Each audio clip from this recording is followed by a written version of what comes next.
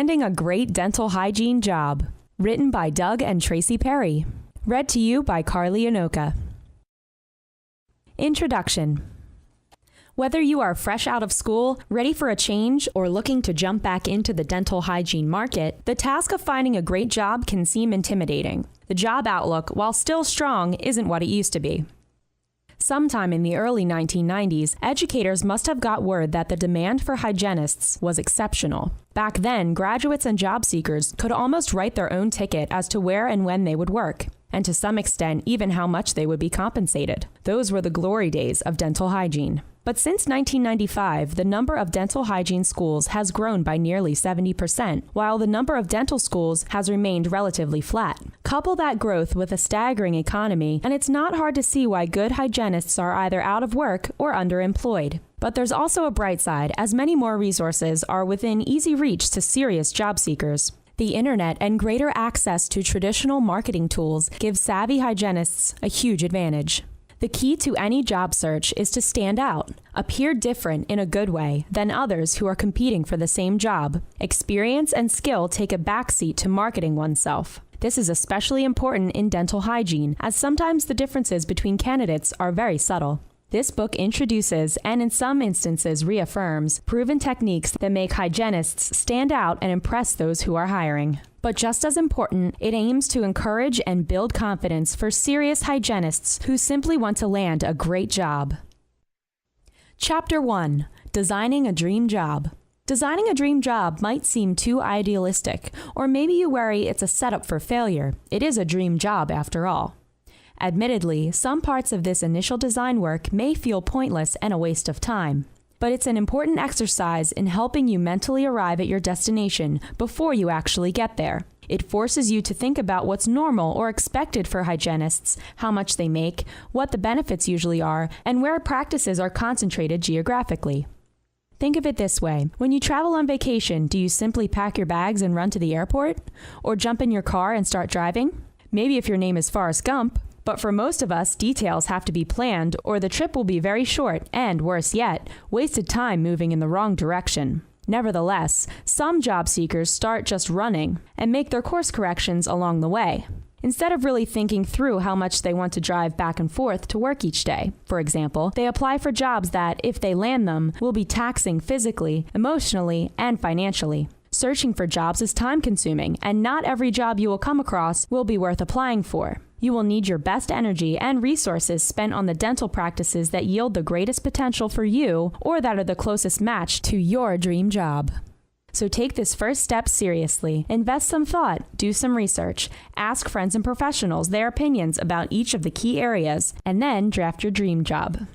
To help you get started, the Dream Job Worksheet, see page 8 of the ebook you received with this recording, asks some key questions. There may be other factors too. Include them. The more detail you can jot down, the more successful you will be. Geographic Area. Finding the right geographic area to work in is probably something you've thought through. You are probably aware that dental hygiene licenses are not transferable or applicable across the entire country. This doesn't mean you couldn't apply for more than one license, but it does tether your search a bit.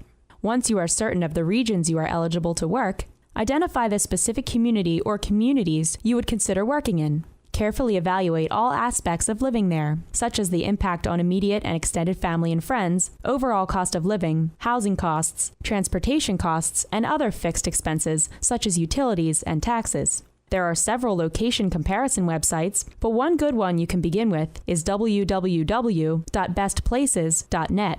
You'll also want a good grasp of intangible factors. These might include your personal assessment of neighborhood conditions, both of potential employers and neighborhoods you would consider living in, proximity to your home or potential new home, number and types of dental offices, and availability of services you deem necessary or important to everyday living. If you have never lived in or visited much of an area you are searching in, it would be well worth a field trip to better acquaint yourself. This process of adding and eliminating certain parts of a community can save you lots of time and money, as you concentrate your efforts only on the areas that will realistically work for you. Acceptable compensation. Compensation is probably the most thought about factor in the search of any employment, so you probably already have a figure in mind that you expect or hope for. That's good, but be sure your sources for this information are reliable. What your friend makes or what you heard some other hygienist makes, though interesting, is not always the best gauge. It's important you have a good understanding of industry averages for the dental hygiene profession in your area. It sometimes differs significantly from city to city or job to job, and you'll be much more satisfied and even improve your ability to negotiate a fair wage. There are lots of websites offering national, state, and local salary ranges hygienists can expect. www.simplyhired.com is just one of those. You might also ask a dental staffing agency the going rate in your area for permanent positions. A third option is to join online professional groups for dental hygiene and ask other working professionals their take on it. Employers often base compensation on market demand, industry averages, and what they feel they can afford. For some, the rate is very much negotiable with things like experience, skills, and likability serving as key factors. This book will not touch much on the subject of salary negotiation, as there is much you can find elsewhere. The main thing is to understand the community you are wanting to work so you don't over or underprice yourself and have realistic expectations. Keep in mind 2 other factors, besides your actual rate of pay, that influence the total compensation. These include benefits, commissions, and bonuses. Some hygienists make straight commission based on their overall productivity. The upshot of this is that the potential ceiling is much higher than an hourly rate. On the other hand, if a commission-based hygienist isn't busy, with big scheduling holes, or a patient insurance is modest, they aren't getting paid much or at all. Similar to commission, bonuses can be structured in different ways and be quite good or turn out to be nothing. Some dentists prefer these methods of compensation as it ensures their hygienist is working hard to help build the practice. Another factor in compensation packages are benefits. These can be fairly rich and shouldn't be dismissed. Things such as paid continuing education costs, uniform allowances, parking, insurance, health, life, disability, etc., retirement, paid vacation days, and other perks make a big difference. Dental hygiene is hard on the neck and back, so disability is very real. Try to get a grasp of 3 salary ranges. 1. What hygienists usually make in your community of interest. 2. What you need to make in order to justify working and supporting your lifestyle. And 3. What is realistic to expect for someone with your skills, background, and experience. Knowing these ranges, hopefully seeing some overlap, will help you determine a sweet spot. And one more thing to think about. Some dentists give few, if any, raises in pay. Over time, what was once an attractive offer might not be so appealing. It's perfectly legitimate to ask the dentist in an interview their practice of cost of living or merit increases. Completing the plan. From the worksheet provided on page 8, you can see there are many important factors to consider before you begin your search that go beyond location and compensation. Most hygiene jobs are part-time, so are you okay with that, or do you need more work? If the latter, then are you okay with working in multiple offices? Do you want to work with other hygienists and dentists, or do you prefer a smaller setting? Some of these dynamics you may not know until you've given them a test run. Doing some temporary assignments is a great way to put your toe in the water before jumping in. It may only take a few days at different offices to feel this out, and you are getting paid to do it, so there's little downside. How busy do you like to be at work? Some practices are geared up for the high-speed flow of double hygiene patient rotations. This is where hygienists are provided with an assistant and 30 minutes to complete their duties. Does that sound acceptable, or would you rather work alone and be given more time? Complete the worksheet to round out your plan and design the perfect job. Keep your skills sharp. Even with your best efforts, you may find that the search takes a lot longer than anticipated. You may find yourself needing an income and unable to ride out the wait for a great hygiene job, or even any hygiene job. Keep your head up. Thomas Edison once said, "Many of life's failures are men and women who did not realize how close they were to success when they gave up." You have every reason to believe a great job is just around the corner, as it often is. But you need to keep your skills sharp until then, which is where some have made a mistake. Do everything you can to keep your foot in the dental field. Too many people have gone to school to work in a specific field only to give up the dream because the search took longer than expected, or because they found something outside the industry that was more stable or too comfortable to leave.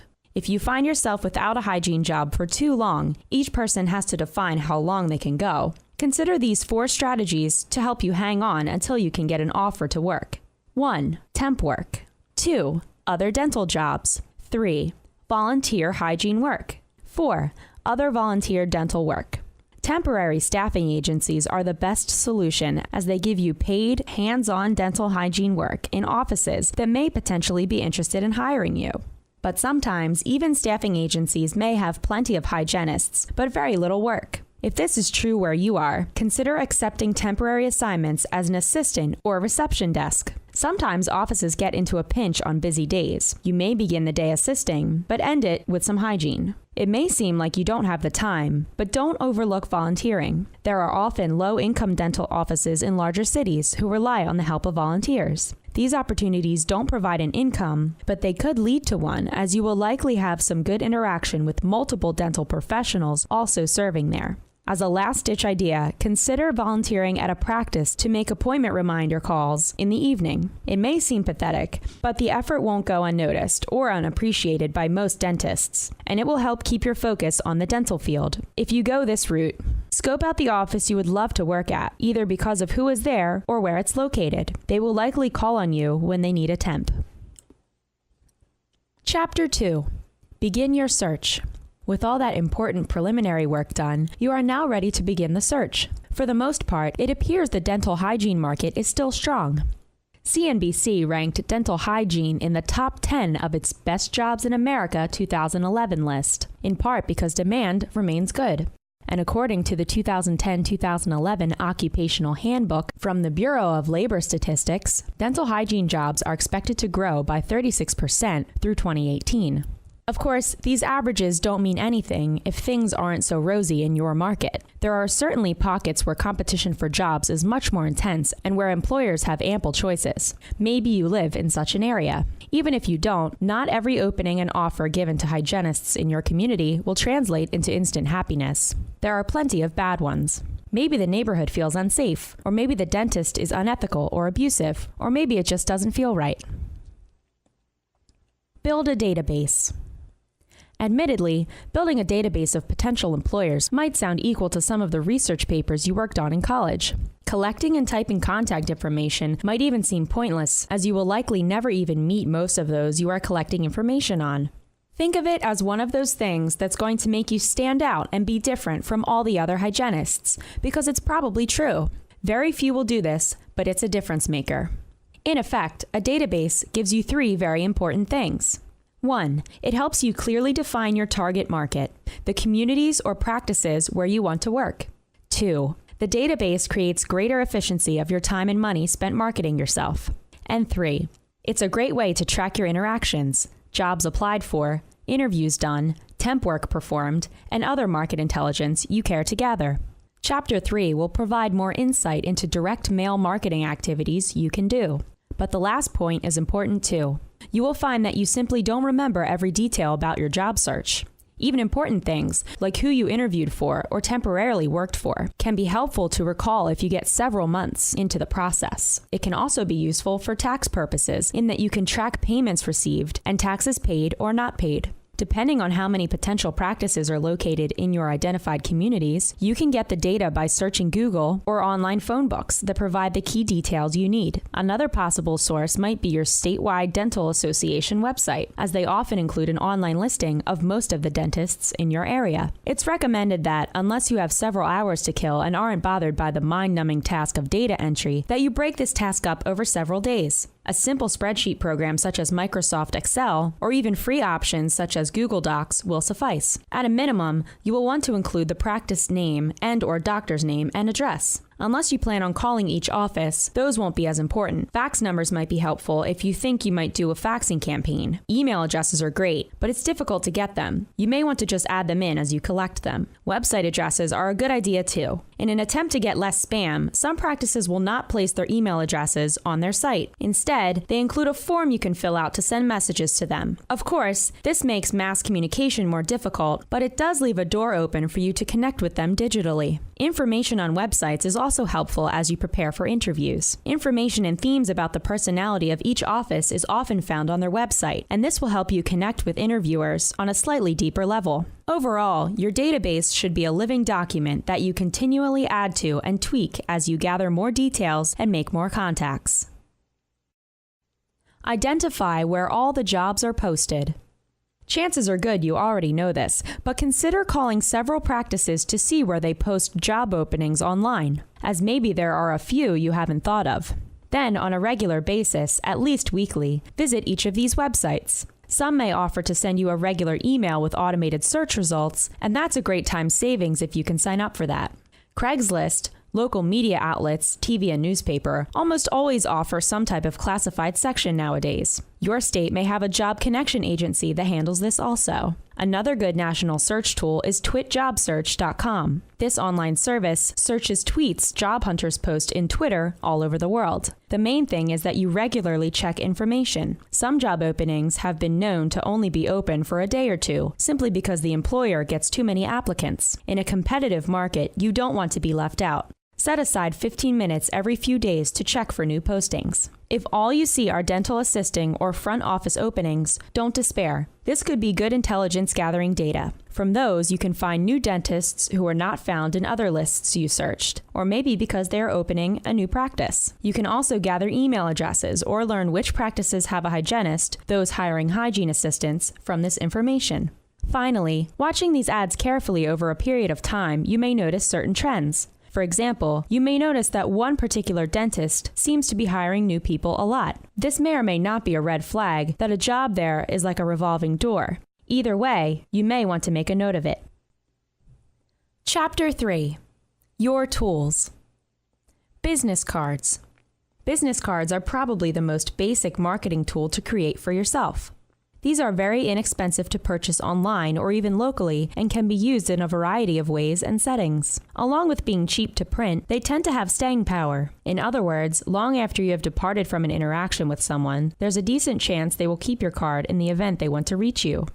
They are small, take up very little space, provide succinct information about how to reach you, and can make you stand out or be remembered. If you have the resources, spend a little bit more to enhance the look of them. Small things such as thicker paper stock, color, glossy finish, and a photo will make you stand out and decrease the chances it is trashed. Be certain you are satisfied with all the ways people can reach you. In other words, if you think you may change your phone number, or if you think you may create a professional website for yourself, wait until all of that is done, then make the cards. One of the biggest mistakes people make with business cards is not using them or keeping several with them. Put them in your purse, wallet, and/or vehicle and hand them out to everyone you meet at association meetings, interview with, give your resume to, or work for on a temporary basis. Marketing is a game of numbers and opportunities. The more tools, like business cards, you use, and the frequency in which you use them, the more opportunities for interviews and job offers you will see.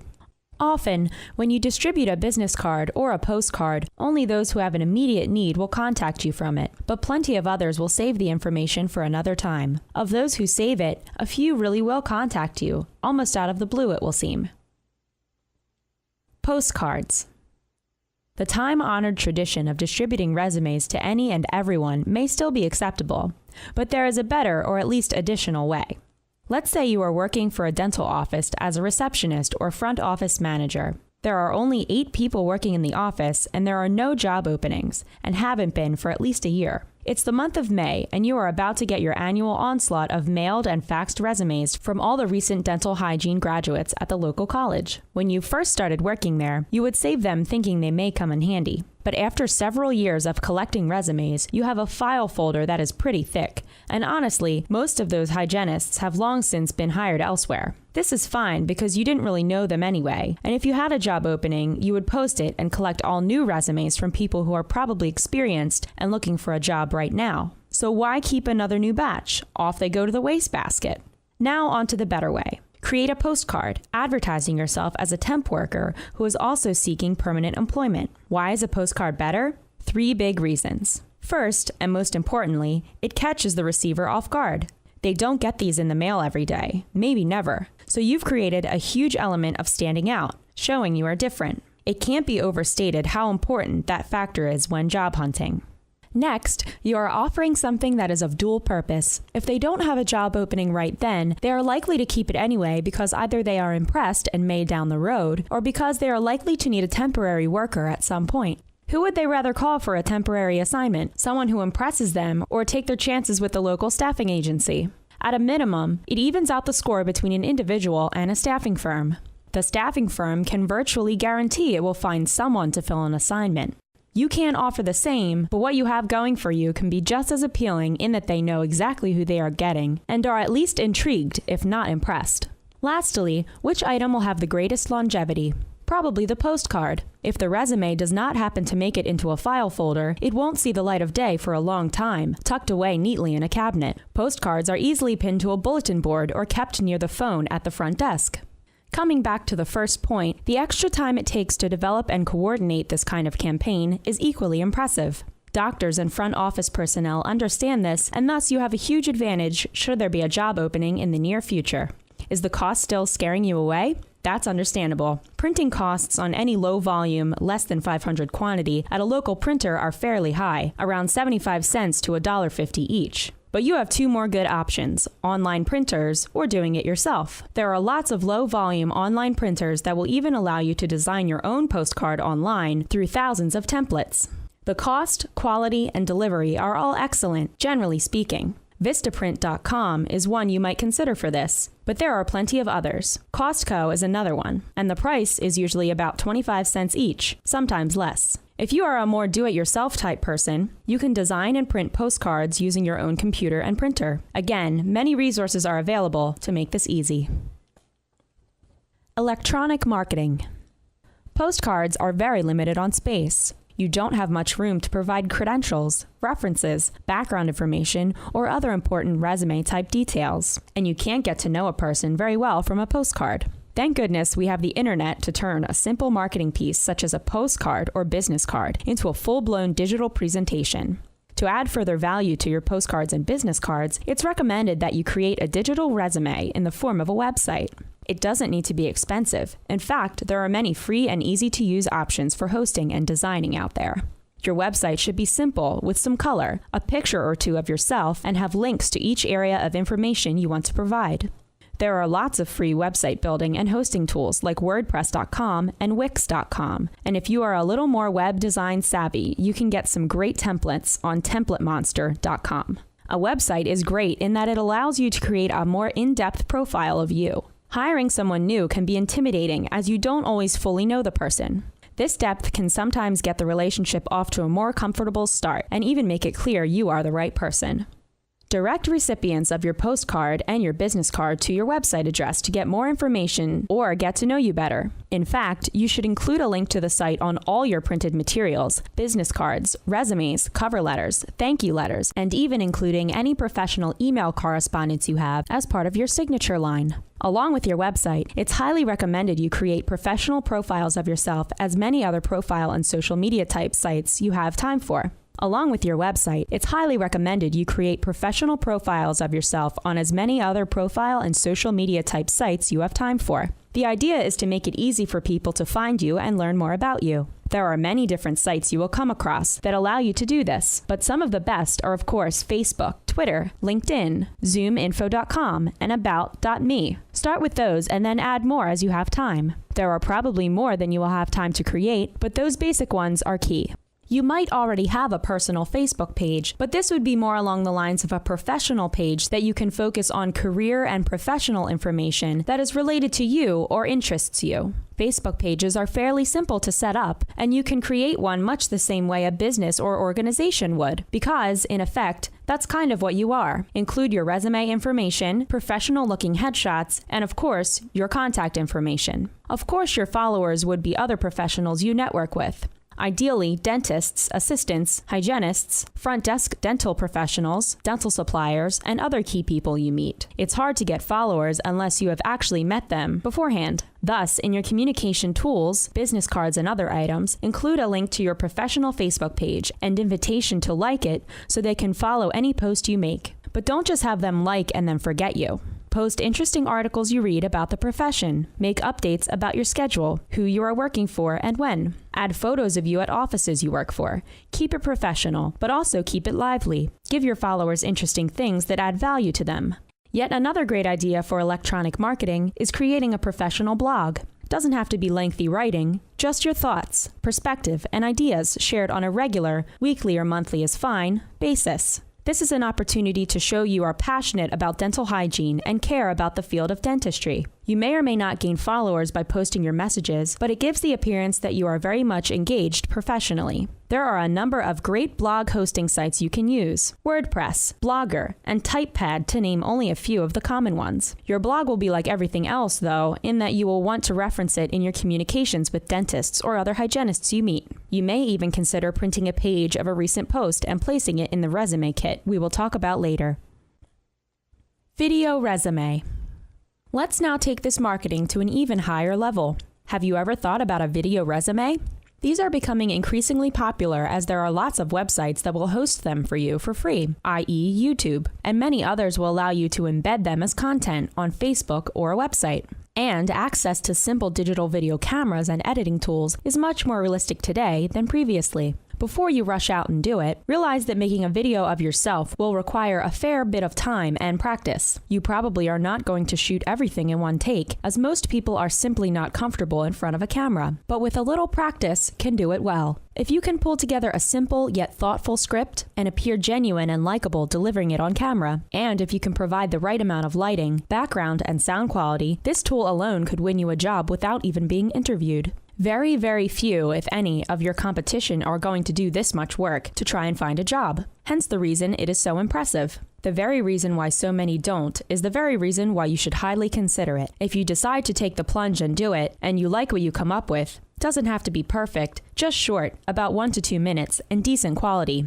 then you should absolutely post it on your website, Facebook page, or anywhere your information is hosted, and refer to it often in your other materials and communications with offices. Dentists will see this as a great way to get to know you before they interview you. Once they can see your face and hear your voice, it will help alleviate some of the barriers of not really knowing who you are. It will also show them that you are serious, innovative, and most importantly, different. If you want to see what decent means in terms of quality, go to YouTube, search for video resume, and watch a dozen or so of them. You will quickly see things you like and don't like and can begin producing your own accordingly. There is an alternative that can take some of the time and pressure away from making a good video. This would be classified as more of a slideshow, but the idea is the same. Rather than shoot video footage of yourself, simply insert pictures and record yourself reading a simple yet nicely worded script that outlines your experience, skills, and even personality. It's recommended that you mix your pictures with other graphics that highlight what you are saying. This kind of video can be produced in Microsoft PowerPoint or similar software that can be uploaded to a video site like YouTube also. But again, keep it short and clean. Give the viewer a taste of who you are, but leave them wanting to get to know you more. Resume kit. Now that the poor old resume has been B-rated and effectively put into the luggage storage of your job-seeking airplane, let's pull it out, dust it off, and make it a polished part of your already awesome marketing package. Resume design.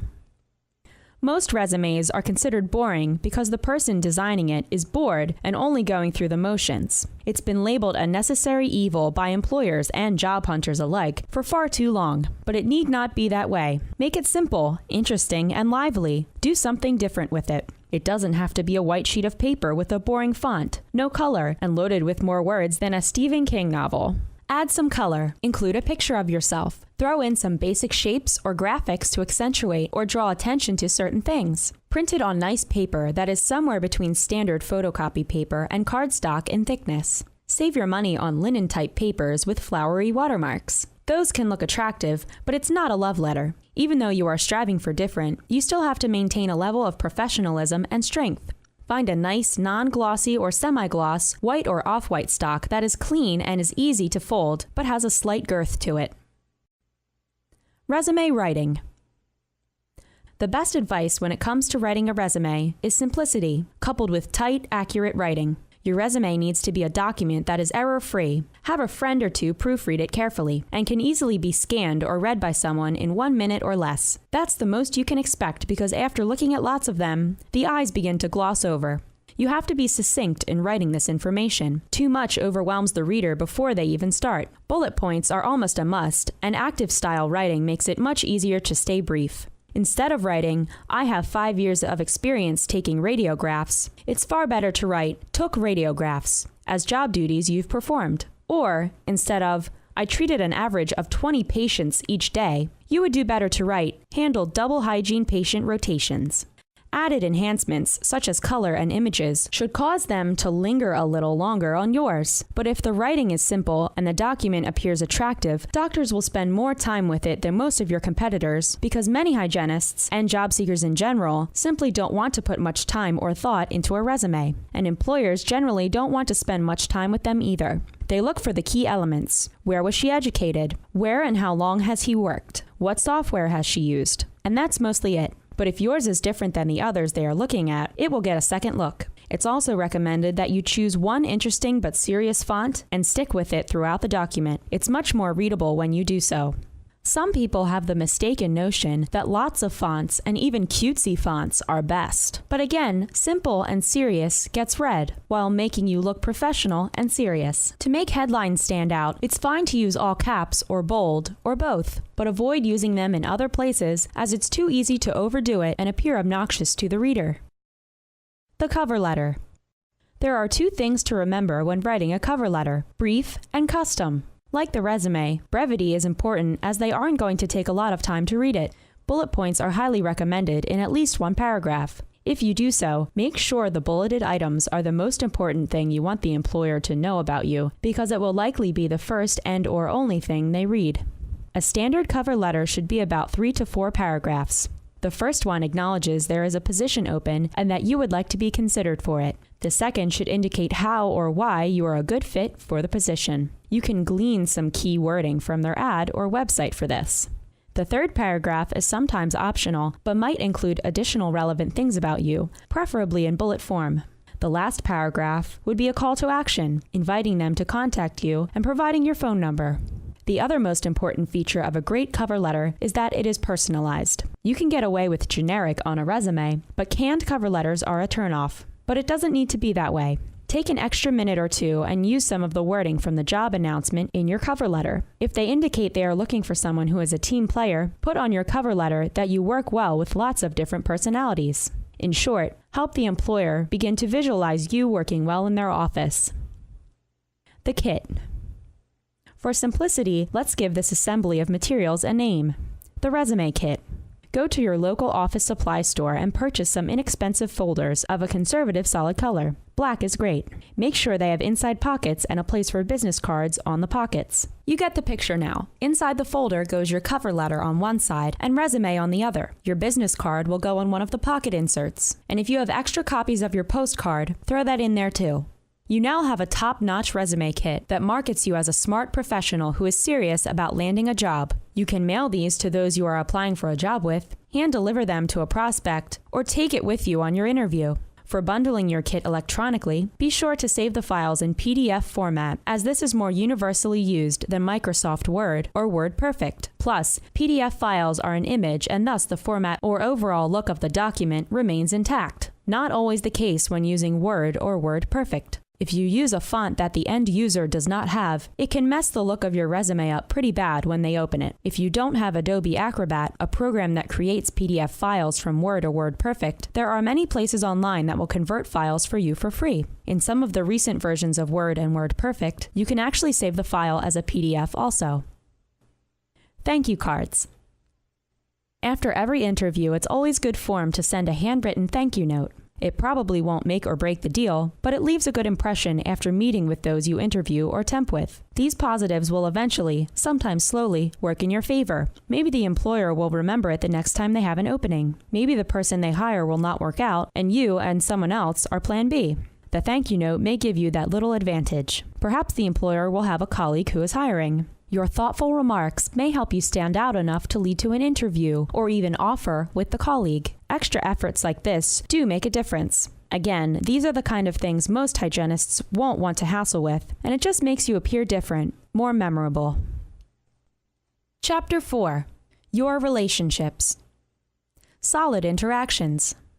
Dentists, like any other employer, want the most skilled and experienced hygienists to join their team. But often, there isn't enough detectable difference between the top candidates they interview, and so they place a huge emphasis on personality and customer relations skills. There are many basic yet important habits and traits related to your personality and interpersonal relationship skills that won't be discussed here. These include the right amount of eye contact, posture and body language, handshake, and various other mannerisms. Be mindful of these things, research them, and evaluate yourself. Better yet, discuss and work on them with one or two friends you trust will give honest feedback. Beyond those basics, here are some other overlooked do's and don'ts that will help you build a solid relationship in your interactions. Drop-in visits.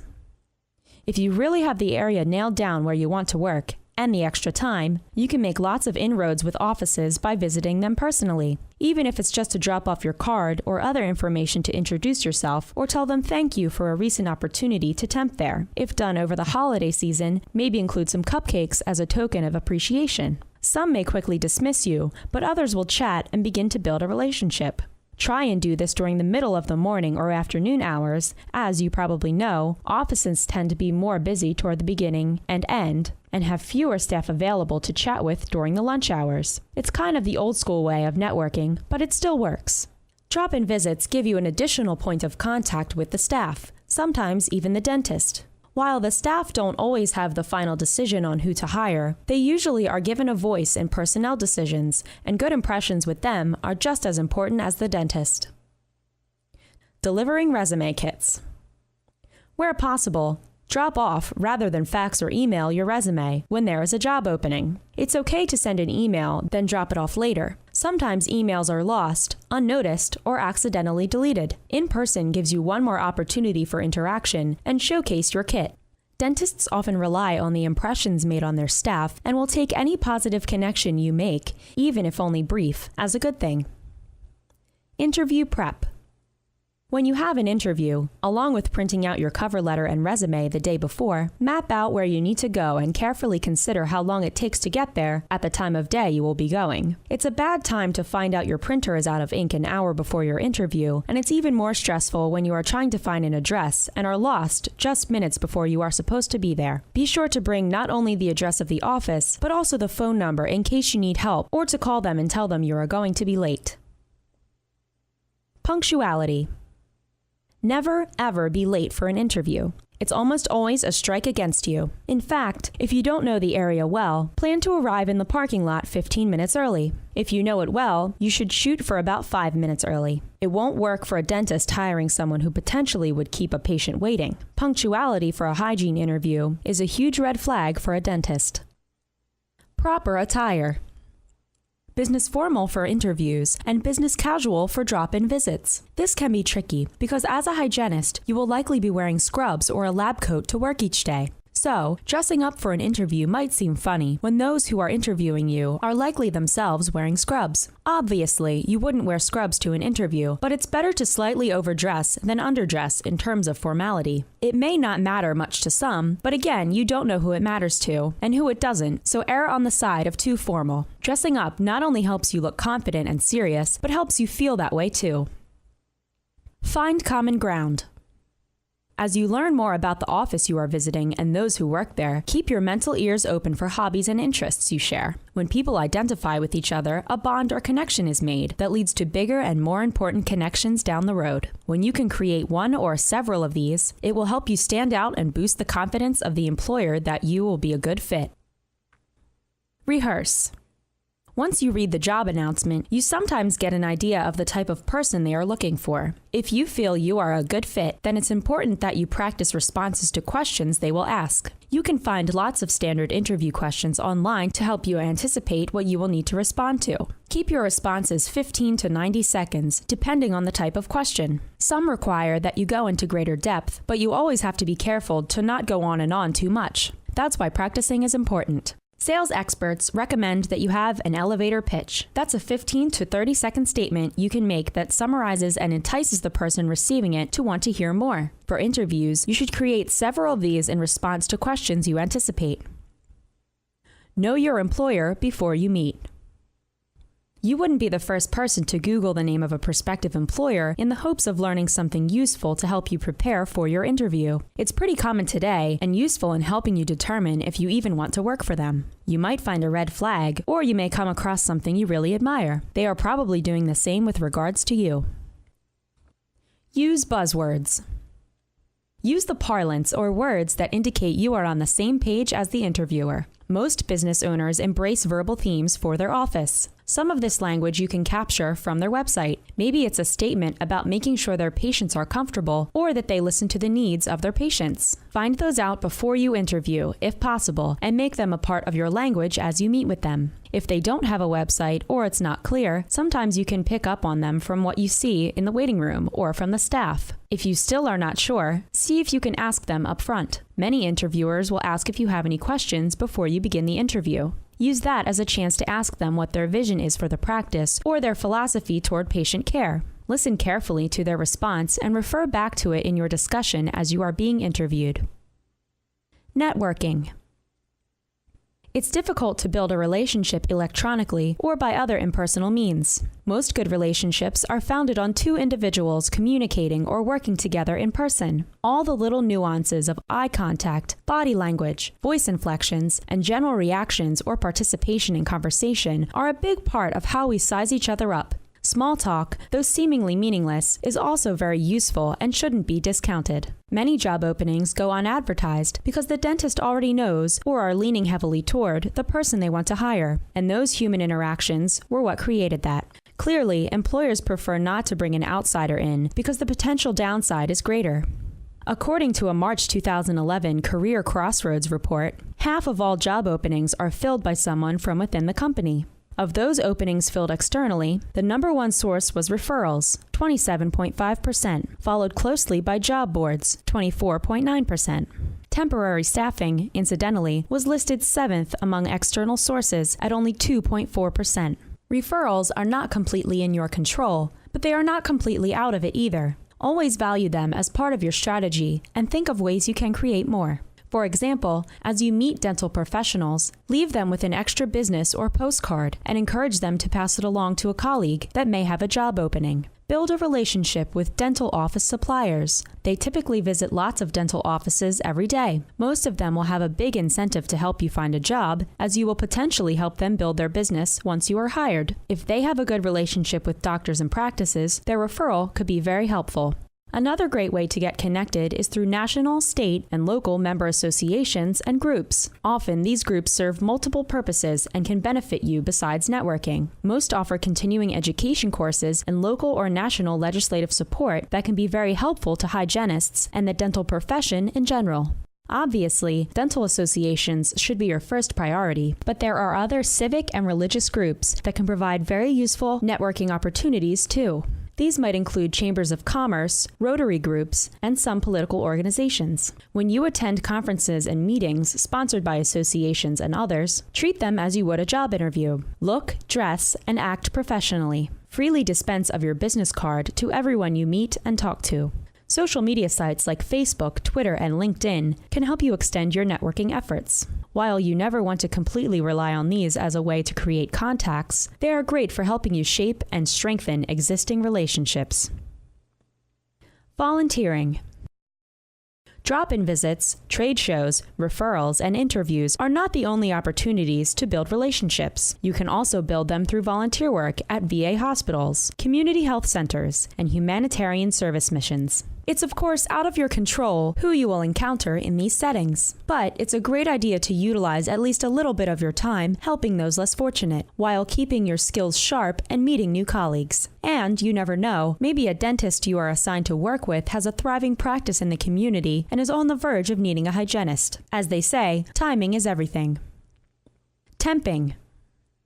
For some hygienists, the flexibility of working only when you want to is appealing at certain times of life. Some like the fact that they are not tied down or are not as concerned about getting into a career rut or facing burnout. Most, however, find the unpredictability of temporary work unsettling at best. Add to that the unfamiliarity of each office they temp at, and it's hard to not long for a stable job in one or two locations with familiar faces to greet you each day. Even if statistically, temping is not nearly as fruitful as other means for landing a job, it's still a great option for several reasons. First, it provides income until you are able to land something. Everyone can use that, but more importantly, the pay for temping is usually what the market average is, so it gives you a good basis for understanding what the going rate is for hygienists as you receive job offers.